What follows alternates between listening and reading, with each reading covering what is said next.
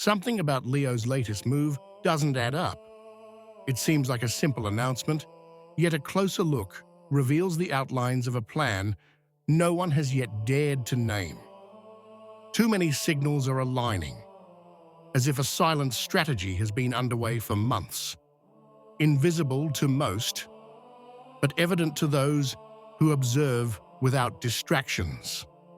Stay until the end. Nothing that's happening is a coincidence.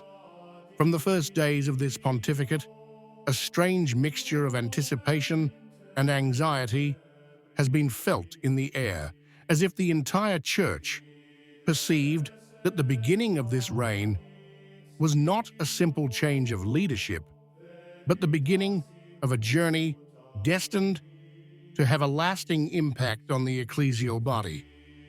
6 months have been enough to transform what seemed like a prologue into a declaration of intent, and many, inside and outside the sacristies, whisper that this pontificate could extend for 2 decades, a period of time sufficient to reshape what remains of tradition. It is a widespread impression that we are just at dawn, perhaps 5% of the way through a journey that promises to be challenging, yet already dotted with signs that leave neither the simplest faithful nor the most attentive observers indifferent. The general impression is that we are not witnessing a trial period, but the opening of a permanent construction site where every gesture and every word are interpreted as part of a larger plan, still unclear but already perceptible in its direction. This initial phase of the pontificate is marked above all by a series of episcopal appointments which, rather than reassuring, have raised more than a few eyebrows among those who still believe in the continuity of tradition as the backbone of the Church. It's a curious phenomenon. Some candidates, seemingly balanced and promising, especially in the Anglo-Saxon world, quickly change their tune once they're in office, almost as if it were part of the script.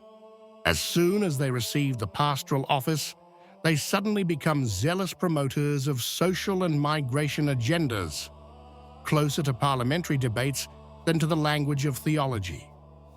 These are not isolated episodes, but a recurring trend, so frequent that it now seems like a trademark of the new direction. Every announcement of a nomination is greeted with the same ritual: initial hope, cautious commentary, then the abrupt shift toward openly progressive positions that consistently disorient the faithful. It's like witnessing a long parade of pastors, convinced that the primary role of the episcopate is not to safeguard what the Church has received, but to continually reinterpret it to stay in tune with the cultural trends of the moment. And just when you think you've seen enough, along comes a new case. This time, not American, but European, destined to reopen the debate with even more heated intensity.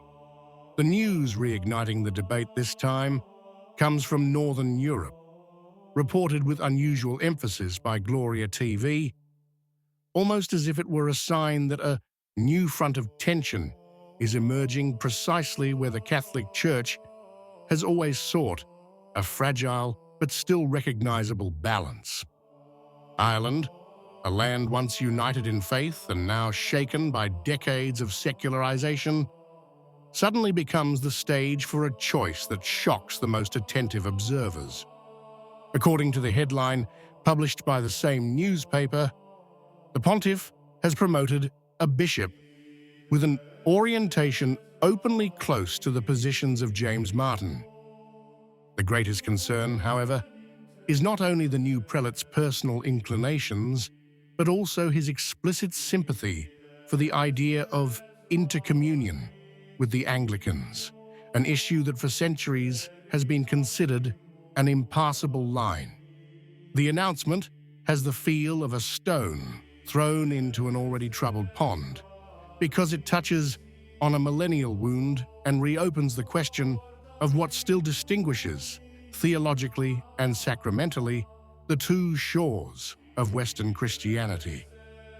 And while many are calling for prayers for the pontiff, the widespread feeling is that we are entering a territory where words are no longer enough and the choices speak for themselves.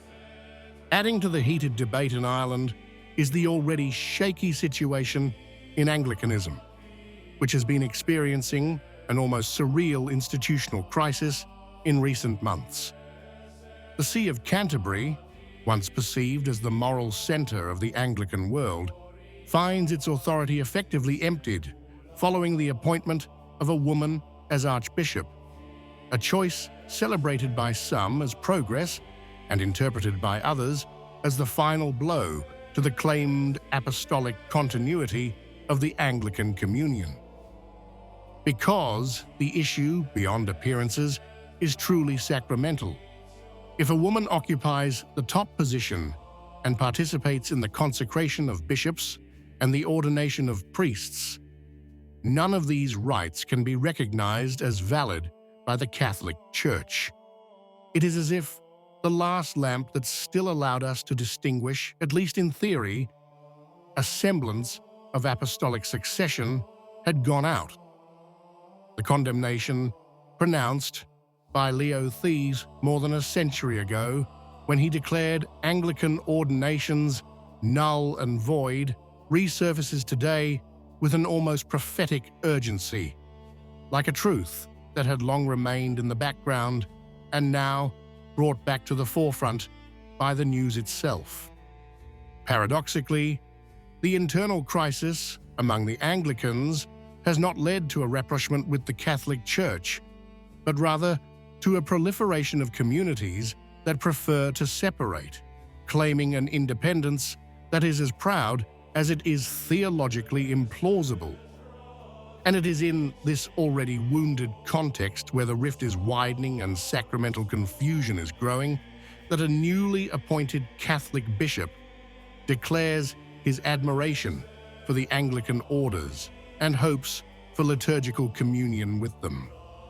The effect in the eyes of many is that of a spark falling on an already arid field, ready to transform into a doctrinal fire. In the midst of this affair, the figure of the new Irish bishop is taking shape, a name that until yesterday slipped between the lines of church chronicles, and which today suddenly becomes the symbol of a controversial direction. His story, in reality, is simple. Born in the 1960s on the northwest coast, ordained a priest in the late 1980s, sent to Rome for a doctorate in Christology, and then returned home to serve in various pastoral responsibilities. Nothing extraordinary, at least until the previous pontiff elevated him to the leadership of Ossory in 2022, presenting him as a convinced supporter of the synodal system. Now, with his new promotion, his profile takes on a different weight, because he is no longer perceived as a simple academic who has become bishop, but as a piece of a broader strategy. In an Ireland where the Catholic faith is struggling to recover, his appointment is seen by many as an attempt to consolidate a pastoral line that favors the language of change over the preservation of tradition. A choice that does not go unnoticed and which, given its timing, seems to suggest much more than the official notes intend to declare. In this climate, the extraordinary Consistory, announced for January, approaches, an event that many observers interpret as the key to understanding the breadth of the current pontiff's scope, presented by some as a mediator, and by others as the architect of a silent but profound reorganization.